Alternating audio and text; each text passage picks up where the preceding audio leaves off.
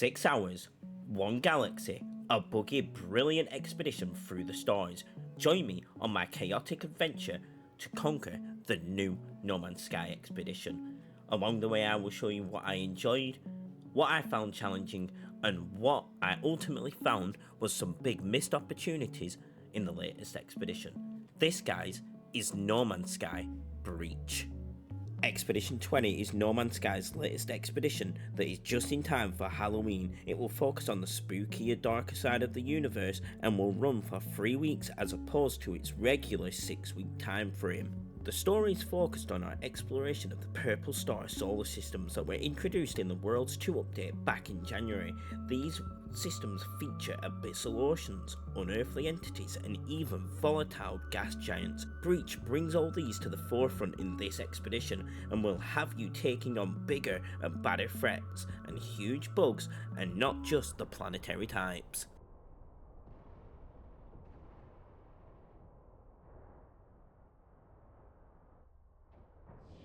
The new update had a lot of hype in the No Man's Sky community with changes to how we will play solo and cooperatively, and the latter is what drew me back to the game, as I love to explore but I enjoy it more with a fellow traveller with me. New Corvette pieces and new ship wreckages have been added, and even Aryan Corvette pieces so that you can show allegiance to the Atlas.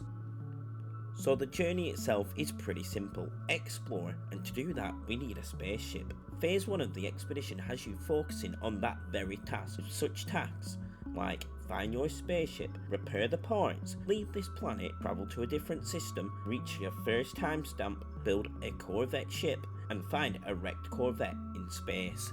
And the following phases followed suit, with most of the tasks being more to do with exploration. Some were very tricky, like getting to 1000 U underwater, and others downright freaky, that had you following giant worms and taking out the many mouths. And the task that I really enjoyed doing was discovering all the moons of a gas giant. Seeing the scale of such a planet was mesmerising and just a whole lot of fun to actually visit every moon to see what it had to offer. But the icing on the cake had to be spacewalking into a black hole.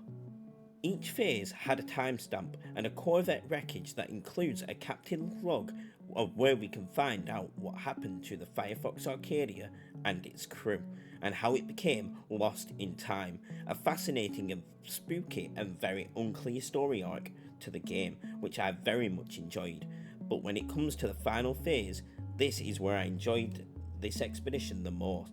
From fishing to taking on the spawn of Arcadia, a huge jellyfish boss that had me jumping for joy, as it was something that the game had been missing for some time, a sheer sense of excitement in the adventure that we were on. So with the expedition over, I had some thoughts and feelings of what I thought worked really well, and some where I thought improvements could have been made. So let's talk rewards. So for completing the expedition, we are rewarded with new Corvette pieces, units, nanites, a new ship trail, and some posters. Now I think these rewards are great and good for newcomers who seek to make their fortune and build the ship they dream of. However, what about us that already have millions and have built the ships we now love? Well, the Corvette pieces are always going to be welcomed, but do we really need posters? I would have loved to have received some special armour, or even a pet like the last expedition offered us, or even a new Corvette hab, cockpit, and even loading bay added to the rewards list. As for the parts I enjoyed, personally, I loved the exploration of all the systems it sent us to, from deep sea divings to fighting off hordes of biological horrors. The game has you experiencing everything it has to offer in some way, shape or form, and getting to really explore the galaxy like a newcomer all over again with unique twists and variations is some of the most enjoyable content this game has to offer. Now onto the annoying parts. The most annoying thing of this expedition is the bugs we face while playing. Like I said earlier, bugs are to be expected, but do take some enjoyment out of the games. I had to build 42 debris finders, as every time I spacewalked I was sent over 16,000 U away from where I exited my craft. At first it was funny, yes, but when you reload the game and you still have to remake the debris finders every time the glitch happened, which meant I had to go collect more and more materials each time, which in turn added 4 hours extra to the completion time of this expedition.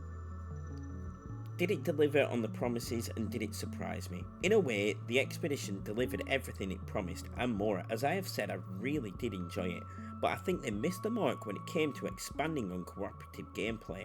I mean, these expeditions are supposed to be community expeditions and would benefit from more cooperative functions. For example, some of the phases had boss fights. This would have been a great place to introduce world events where the bosses had to be taken down by a group of travellers, and a sense of dread would overcome you if you were to face off alone. This would also add to the overall playtime of each expedition. Another missed opportunity I feel is in the Corvette wreckage. It could have been so much more interesting if the whole wreck was salvageable instead of just 2 parts and then off to find the captain's log floating nearby. It could have been that we had to break down the ship part by part, earning us tons and tons of Corvette pieces.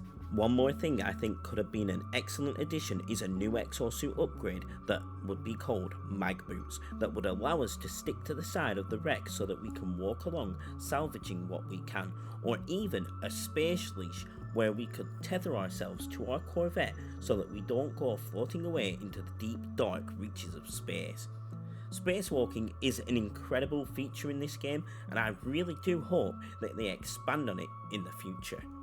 So I'd like to thank you all for watching and hearing me out on my thoughts on this new expedition. Let me know in the comments how you felt about this expedition and what you found most enjoyable about it. And as always, make sure to leave a like, subscribe, and tune in next time right here on EverythingStev.